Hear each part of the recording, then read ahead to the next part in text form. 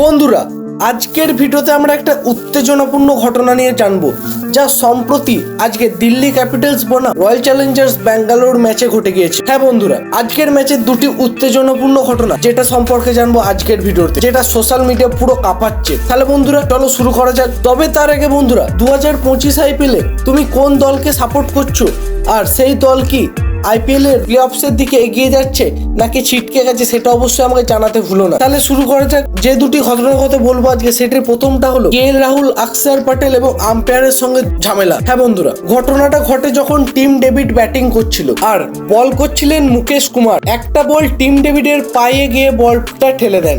সেটা দেখে কেএল রাহুল আম্পায়ারের দিকে একদম চিৎকার করে আবেদন শুরু করেন, কিন্তু আম্পায়ার কিছুই বলেননি। পুরো ব্যাপারটা ছিল অনেকটা এরকম যে বলটা লাগলো না, তবে কেএল রাহুল নিশ্চিত ছিলেন কিছু এমন ঘটে সেটা নিয়ে। এখন সব খেলোয়াড়রাই জানেন যে মাঠে কিছু না সঠিকভাবে দেখা যায় তবে তারা ডিআরএস নেন, আর তাই কেএল রাহুলও খুব দ্রুতই সেই সিদ্ধান্ত নেন, তারা ডিআরএস নেন। কিন্তু ওখানেই ঘটে একটা সমস্যা, আম্পায়ার ঠিক মতো দেখতে পান না, স্পষ্টভাবে কিছু বুঝতে পারছিলেন না তিনি।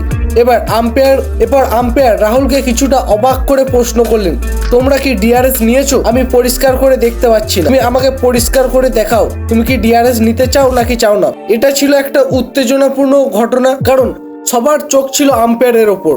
আর তারপর আম্পায়ার ভেবেচিন্তে বলেন, ঠিক আছে, তোমরা যেভাবে চাইছো আমি সিদ্ধান্ত বদলাতে পারি। কিন্তু ঠিক তখনই ঘটলো আসল উত্তেজনা। অক্ষর পটেল আর কেএল রাহুল দুজনাই রেগে গিয়ে বললেন, আমি তো স্পষ্টভাবে ডিআরএস নিয়েছি, তুমি কি দেখছো না বা দেখোনি? সেটা তো আমার ব্যাপার নয়, তুমি তো দেখছো না বা দেখোনি, তারপর তো আমি সেটা নিয়ে কি করতে পারি?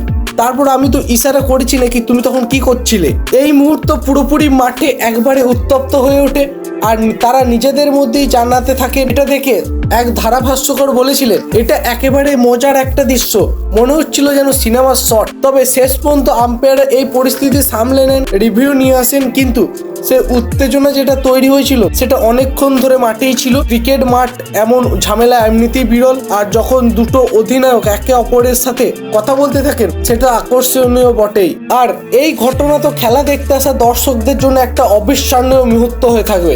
আর দ্বিতীয় যে লাফড়াটা হয়েছে সেটি হলো কেএল রাহুল এবং বিরাট কোহলির মধ্যে। হ্যাঁ বন্ধুরা, যখন বিরাট কোহলি ব্যাটিং করছিল এবং চেস করার সময় যখন বিরাট কোহলি ব্যাটিং করছে আর কেএল রাহুল কিপিং করছিল, তখন কেএল রাহুল উইকেটের পিছন থেকে বিরাট কোহলিকে স্লেজিং করেন এবং সেই স্লেজিং এর জবাব দিতে বিরাট কোহলি ঘুরে দাঁড়ান। এখানে এবং কিছুটা উত্তপ্ত মুহূর্ত শুরু হয় এবং সেটা কিছুক্ষণ চলতে থাকে এবং থেমেও যায় কিছুক্ষণ পর, এবং chess master Virat Kohli RCB কে সহজেই ম্যাচটা জিতিয়ে দিয়ে দেখিয়ে দেন কেন তাকে চেস মাস্টার বলা হয়।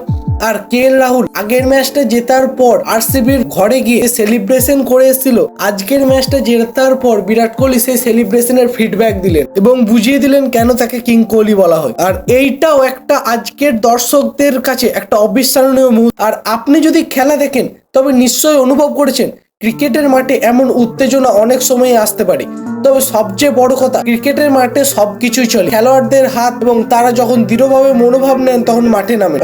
এমন ঘটনা কিছু অস্বাভাবিক নয়। তাহলে বন্ধুরা, এই উত্তেজনা ঘটনার পর তোমার কি ভাবছো? কেএল রাহুল এবং বিরাট কোহলির যে ফাইটটা হয়েছে সেটা কি ঠিকঠাক নাকি অন্য কোনো ব্যাপার, সেটা অবশ্যই আমাকে কমেন্ট করে জানাও।